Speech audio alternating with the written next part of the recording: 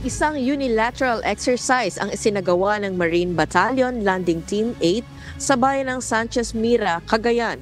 Regular na isinasagawa ng MBLT-8 sa ilalim ng 4th Marine Brigade ang nasabing aktibidad. Ayon kay MBLT-8 Civil Military Operations Officer 1st Lieutenant Romer Villarmino, layunin ng unilateral exercise na mapalakas at mapagbuti pa ang mga kakayahan at kahandaan sa pagtugon sa emergency situations, kabilang na ang mga banta sa loob at labas ng bansa. Kasama sa kanilang pagsasanay ang pagdepensa sa mga coastal areas, pagsasanay sa komunikasyon, pagsasanay sa koordinasyon ng mga air asset at iba pa.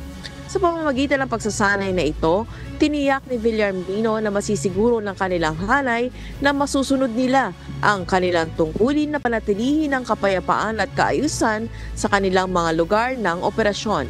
Ang MBLT-8 ay siyang responsable sa mga coastal water ng Claveria, Sanchez Mira at Santa Pracedes sa lalawigan ng Cagayan.